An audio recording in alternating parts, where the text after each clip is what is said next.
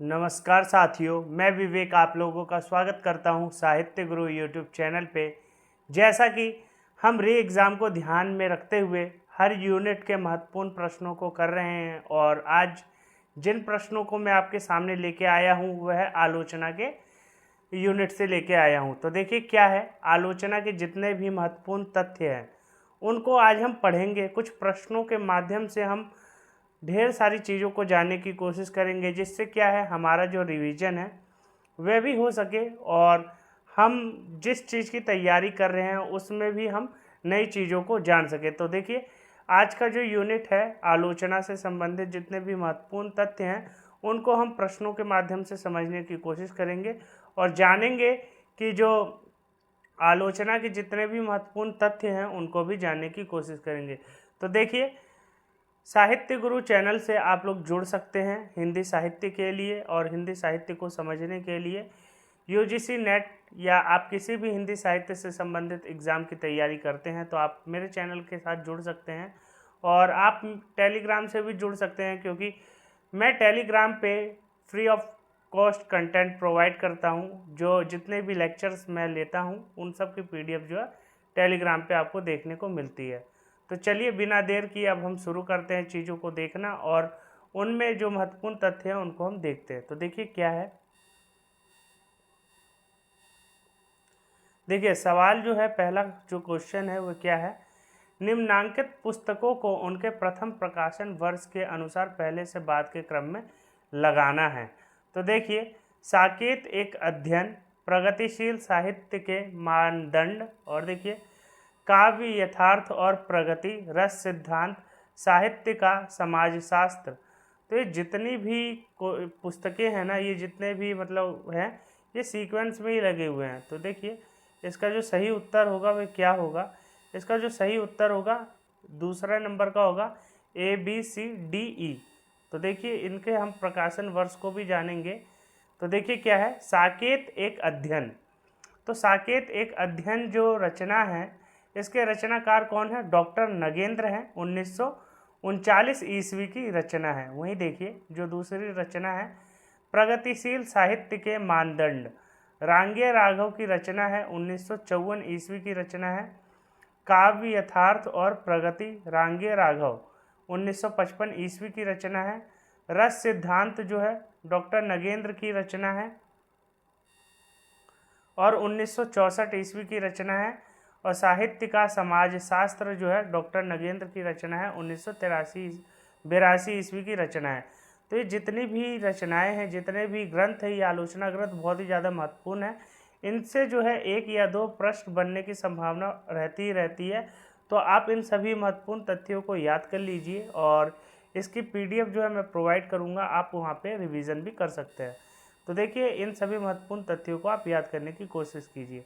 वहीं देखिए डॉक्टर नगेंद्र का जन्म कब हुआ, 1915 में हुआ। 1999 में इनका देहांत हो गया। वहीं देखिए सुमित्रा नंदन पंत का जन्म कब हुआ, सुमित्रा नंदन पंत। देखिए डॉक्टर नगेंद्र की जो रचनाएं हैं सुमित्रा नंदन पंत इन्होंने लिखी है, 1938 ईस्वी की रचना है नगेंद्र की। विचार और विवेचन 1944 ईस्वी की रचना है।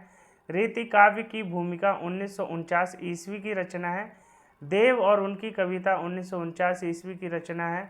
विचार और अनुभूति 1949 ईस्वी की रचना है। आधुनिक हिंदी कविता की मुख्य प्रवृत्तियाँ 1951 ईस्वी की रचना है।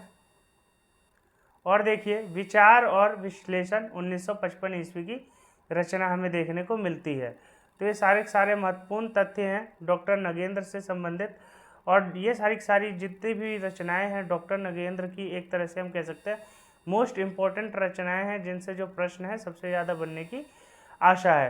तो आप इन सभी तथ्यों को याद करने की कोशिश कीजिए और आप इनको बार बार रिवाइज भी करिए। अब हम देखेंगे रांगे राघव से संबंधित महत्वपूर्ण तथ्यों को देखेंगे, उनके आलोचना ग्रंथों को देखेंगे। देखिए जितने भी आज मैं पॉइंट लेके आया हूँ सारे के सारे जो हैं आलोचना ग्रंथ से संबंधित हैं। तो आप इन सभी आलोचना ग्रंथों को ध्यान से देखिए। रांगे राघव का जन्म 1923 में हुआ, 1962 में इनका निधन हो गया। इनकी रचनाएं देखिए क्या है, काव्य कला और शास्त्र 1955 ईस्वी की रचना है। समीक्षा और आदर्श 1955 ईस्वी की रचना है। आधुनिक हिंदी कविता में प्रेम और श्रृंगार 1961 ईस्वी की रचना है। और देखिए आधुनिक हिंदी कविता में विषय और शैली 1962 ईस्वी की रचना है। तो ये तमाम महत्वपूर्ण आलोचना ग्रंथ हैं जो कि हमें देखने को मिलते हैं। तो आप इन सभी आलोचना ग्रंथों को बार बार रिवाइज कीजिए और रांगे राघव के बारे में भी आपने अभी जाना तो आप इनको याद करने की कोशिश कीजिए। वहीं देखिए डॉक्टर नगेंद्र को उनकी रचना रस सिद्धांत के लिए 1965 ईस्वी में साहित्य अकादमी पुरस्कार से सम्मानित किया जा चुका है। तो डॉक्टर नगेंद्र को उनकी जो रचना है रस सिद्धांत उसके लिए 1965 में साहित्य अकादमी पुरस्कार से सम्मानित किया जा चुका है। वहीं देखिए ये तीसरा प्रश्न है, निम्नलिखित आलोचना ग्रंथों को उनके आलोचकों के साथ सुमेलित कीजिए। तो देखिए ये जितने भी आलोचना ग्रंथ हैं उनका मिलान करना है। तो देखिए साहित्य क्यों और भाषा और संवेदना, लोकवादी तुलसीदास, कविता की तीसरी आंख। तो ये सारी रचना हैं और ये सारे रचनाकार हैं। तो इसका मिलान करना है। देखिए ऑप्शन दिए गए हैं, ऑप्शन दिया गया है। तो ये 4 ऑप्शन दिए गए हैं। अगर आपको उत्तर पता है तो आप कमेंट करके बता सकते हैं, नहीं तो हम उत्तर को देखते हैं। देखिए क्या है आलोचना ग्रंथ जो है साहित्य क्यों 1968 ईस्वी में प्रकाशित हुआ। विजयदेव नारायण शाही ये इसके रचनाकार हैं। 1968 ईस्वी में साहित्य क्यों विजयदेव नारायण शाही के द्वारा प्रकाशित किया गया। भाषा और संवेदना 1964 में प्रकाशित हुआ रामस्वरूप चतुर्वेदी के द्वारा। वहीं देखिए लोकवादी तुलसीदास 1974 में प्रकाशित हुआ विश्वनाथ त्रिपाठी के द्वारा। और कविता की तीसरी आंख 1980 ईस्वी की रचना है प्रभाकर श्रोत्रिय के द्वारा। तो ये देखिए सारी जितनी भी रचनाएं हैं बहुत ही ज़्यादा महत्वपूर्ण है, क्योंकि प्रश्न जो हैं इनसे ही बनते हैं। और ये जो है प्रश्न बनाए जा चुके हैं। PYQs क्वेश्चन को मैं लेके आया हूँ। तो इन PYQs को अगर आपने अच्छे से कर लिया और आपने इन सभी PYQs को याद कर लिया तो जितने भी नेक्स्ट क्वेश्चन बनने वाले हैं इन्हीं के आधार पर जो अगले जो प्रश्न बनाए जाएंगे इन्हीं के आधार पर बनाए जाएंगे। वहीं देखिए विजयदेव नारायण शाही की आलोचना कृतियों को अगर हम देखें तो इन्होंने मलिक मोहम्मद जायसी 1983 को लिखी है। ठीक है। साहित्य और साहित्यकार का दायित्व 1987, छठवां दशक 1987 में प्रकाशित हुई है। साहित्य क्यों 1988 ईस्वी की रचना है। और वर्धमान और पतनशील 1991 ईस्वी की रचना है। तो विजयदेव नारायण शाही की ये सारी महत्वपूर्ण आलोचना ग्रंथ हैं। तो आप इन सभी आलोचना ग्रंथों को याद कर लीजिए। जायसी 1983 ईस्वी, साहित्य और साहित्यकार का दायित्व 1987 ईस्वी, छठवां दशक 1987 ईस्वी, साहित्य क्यों 1988 ईस्वी और वर्धमान और पतनशील 1991 ईस्वी। अगर हम रामस्वरूप चतुर्वेदी की आलोचना कृतियों को देखें तो शरत के नारी पात्र 1955 ईस्वी की है। हिंदी अवलेखन 1960 ईस्वी की है। हिंदी नवलेखन है 1960 ईस्वी की है। आगरा जिले की बोली 1961 ईस्वी की है। भाषा और संवेदना 1964 ईस्वी की है। अज्ञेय और आधुनिक रचना की समस्या 1968 ईस्वी की है। हिंदी साहित्य की आधुनातक प्रवृत्तियाँ 1960 ईस्वी की है। 1969 ईस्वी की है। और कामायनी का पुनर्मूल्यांकन 1970 ईस्वी की है।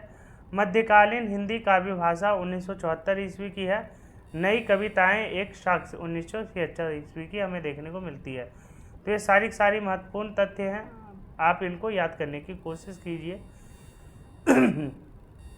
वहीं देखिए प्रभाकर श्रोत्रिय की आलोचना कृतियाँ अगर हम देखें तो सुमन, मनुष्य और सृष्टा, प्रसाद को साहित्य, प्रेम, तात्विक दृष्टि, कविता की तीसरी आंख और संवाद, कालयात्री है कविता, ये सारी इनकी कृतियाँ हैं। देखिए वहीं देखिए रचना एक यातना है, अतीत के हंस, मैथिली शरण गुप्त, जयशंकर प्रसाद की प्रासंगिकता, ये सारी इनकी रचना है। मेघदूत एक अंतयात्रा, शमशेर बहादुर सिंह, मैं चलूँ, कीर्ति सी आगे आगे, हिंदी कल आज और कल।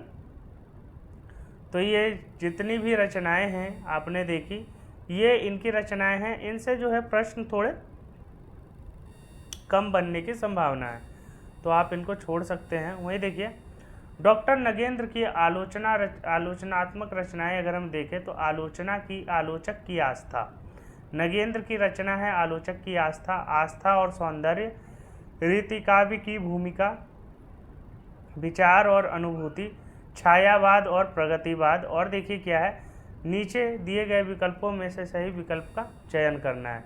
तो देखिए हमें बताना है, ये जो प्रश्न है ये प्रश्न है कि डॉक्टर नगेंद्र की आलोचनात्मक रचनाएं कौन कौन सी है।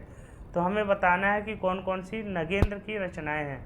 आलोचक की आस्था है, आस्था और सौंदर्य है, रीति काव्य की भूमिका है, विचार और अनुभूति है, छायावाद और प्रगतिवाद है। तो इसका जो सही उत्तर होगा वो क्या होगा, तो ऑप्शन देखिए दिया हुआ है बी सी डी, केवल ए सी डी, केवल बी सी ई या केवल ए बी ई। तो इसका जो सही उत्तर होगा, इसका सही उत्तर होगा बी। देखिए आलोचक की आस्था, ए सी और डी, ठीक है। आलोचक की आस्था, रीति काव्य की भूमिका और विचार और अनुभूति, तो ए सी डी जो है इसका सही उत्तर है। ये सारी जो रचनाएं हैं नगेंद्र की रचनाएं हैं।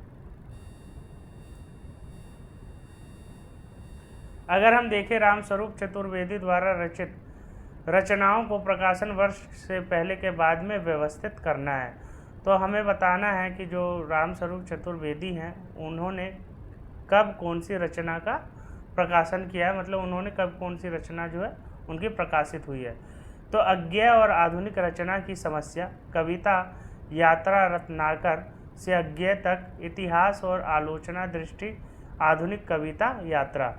तो आचार्य रामचंद्र शुक्ल, आलोचना का अर्थ और अर्थ की आलोचना। तो देखिए ये जितने भी ग्रंथ हैं सारे के सारे जो हैं अनुक्रम में ही लगे हुए हैं। तो इसका जो सही उत्तर होना चाहिए A B C D E, इसका जो सही उत्तर होना चाहिए वो 1 होना चाहिए। चलिए देखते हैं। देखिए सॉल्यूशन भी दिया हुआ है। अज्ञेय और आधुनिक रचना की समस्या 1968 ईस्वी की रचना है। कविता यात्रा रत्नाकर से अज्ञेय तक 1976 ईस्वी की रचना है। इतिहास और आलोचना दृष्टि 1982 ईस्वी की रचना है। आधुनिक कविता यात्रा और आचार्य रामचंद्र शुक्ल, आलोचना का अर्थ और अर्थ की आलोचना 2001 ईस्वी की रचना हमें देखने को मिलती है। वहीं देखिए दूसरा प्रश्न आ गया है कि निम्न रचनाओं को प्रकाशन वर्ष के पहले से बाद के क्रम में व्यवस्थित करना है। तो आधुनिक हिंदी नाटक, विचार और विवेचन, रीति काव्य की भूमिका, काव्य के उदात्त तत्व और कामायनी के अध्ययन की समस्या। तो इनको हमें सीक्वेंस में लगाना है। तो देखिए इसका ऑप्शन दिए गए हैं कि इसका जो सीक्वेंस होगा वह क्या होगा। तो आप बता सकते हैं कि इसका जो होना चाहिए सही अनुक्रम वो क्या होगा। तो देखिए इसका जो सही उत्तर होगा वह क्या होगा। देखिए साहित्य आलोचना, भाषा रहस्य, काव्य में रहस्यवाद, रस मीमांसा और काव्य के रूप, यह जो है इसका सही उत्तर A B C D E. तो इसका जो सही उत्तर होगा A B C D E होगा और नीचे दिए गए विकल्पों में सही विकल्प का चयन करना है। तो यही इसका जो है सही विकल्प है A B C D E.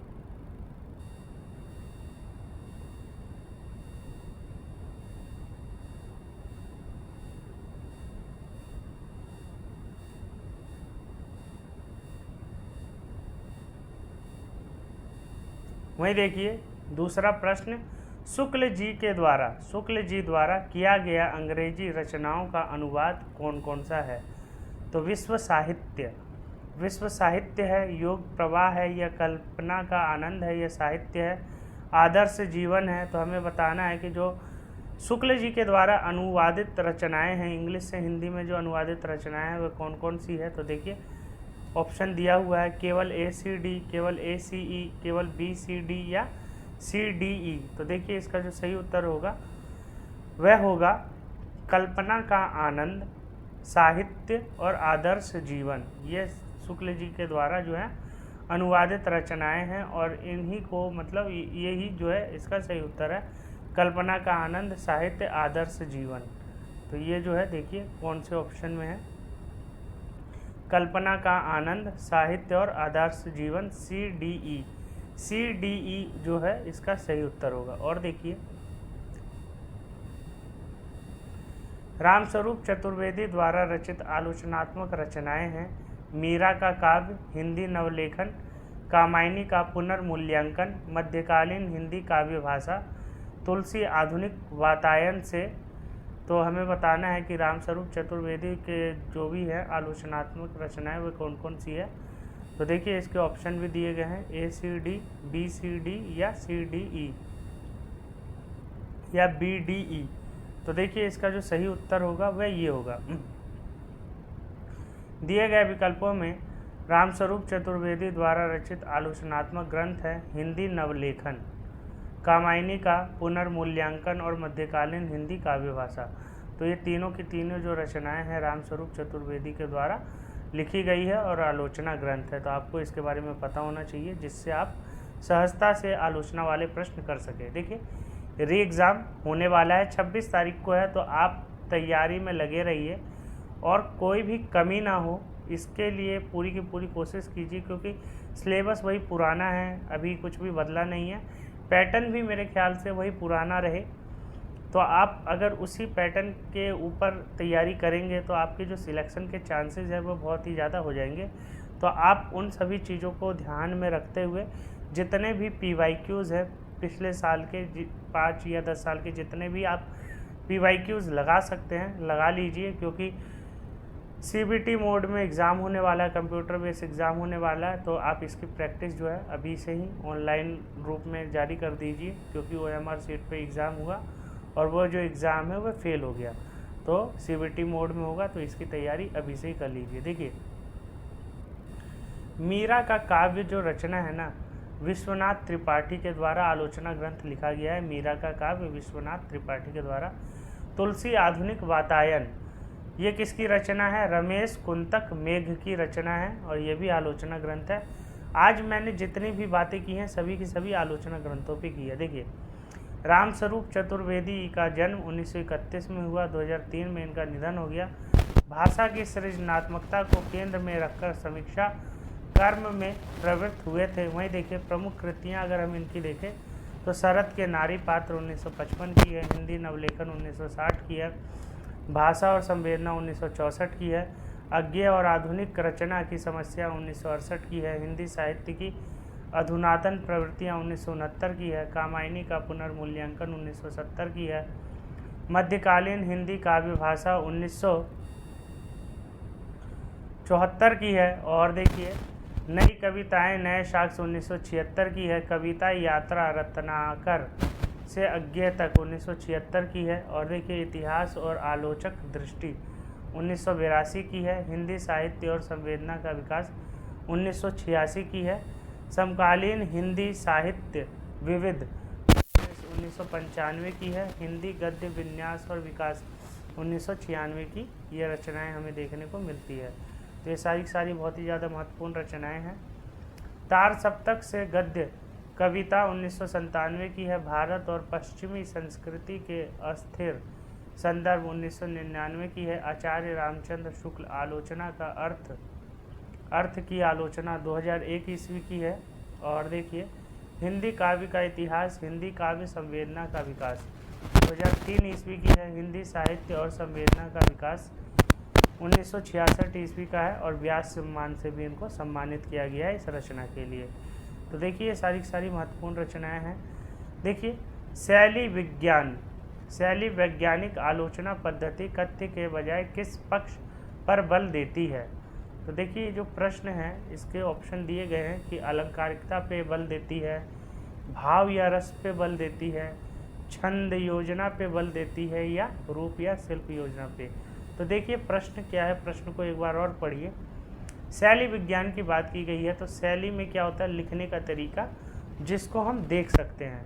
तो अलंकारिकता पे बल इसमें नहीं दिया जाएगा, ठीक है, अलंकारिकता इसका नहीं होगा उत्तर। भाव या रस, भाव की तो बात ही नहीं होगी इसमें। छंद योजना पर भी बल नहीं दिया जाएगा, रूप या शिल्प पे बल दिया जाएगा, मतलब उसको लिखावट पे और उसको किस रूप में लिखा जाए इस चीज़ पे बल दिया जाएगा। तो इसका जो सही उत्तर होना चाहिए 4 होगा।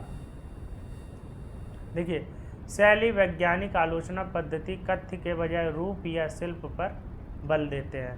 तो ये जितने भी आलोचना ग्रंथ हमने देखे आज आलोचना के यूनिट से, सारे के सारे महत्वपूर्ण आलोचना ग्रंथ और इनसे जो है 4 या 5 क्वेश्चन आपको ज़रूर देखने को मिलेंगे री एग्ज़ाम में।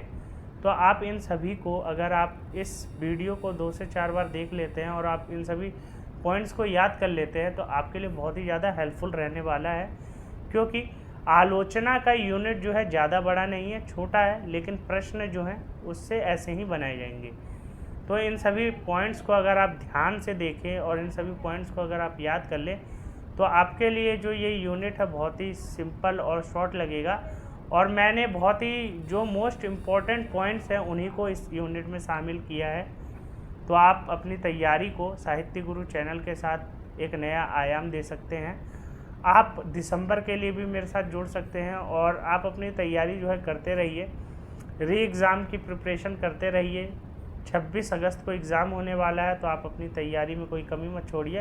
पेपर 1 पेपर 2 दोनों को बराबर समय दीजिए, पेपर 2 को थोड़ा अधिक समय दीजिए, क्योंकि सबसे ज़्यादा जो संभावनाएं बनती हैं JRF निकालने की, जिसका पेपर 2 अच्छा होता है उसकी JRF निकालने की जो संभावना होती है सबसे ज़्यादा होती है। तो साहित्य गुरु चैनल के साथ बने रहिए, लाइक सब्सक्राइब जरूर कीजिए, कमेंट कीजिए, और जिस भी टॉपिक पे आपको कंटेंट चाहिए कमेंट करके बताइए, और लाइक और सब्सक्राइब जरूर कीजिए और अपने दोस्तों के साथ भी शेयर कीजिए ताकि मुझे अच्छा लगे और आप लोगों तक अच्छा कंटेंट पहुंच सके। और टेलीग्राम से जुड़ जाइए, क्योंकि वहां पे मैंने बहुत सारा कंटेंट जो है रिवीजन पर्पज़ से प्रोवाइड किया है। अगर आपने कोई भी नोट्स नहीं बना रखे, कुछ भी नहीं कर रखा है, तो अगर आपने केवल उन PDFs को एक बार पढ़ लिया, 2 से 4 बार पढ़ लिया और आपने उनको ही खाली पढ़ लिया, तो आपका जो नेट है वो निकल जाएगा। इस चीज़ की गारंटी मैं लेता हूँ। तो आज के लिए इतना ही, फिर मिलते हैं अगले कंटेंट में नए तथ्यों के साथ। जब तक बने रहिए साहित्य गुरु चैनल के साथ, और आप लोगों से जुड़कर अच्छा लगे तो धन्यवाद।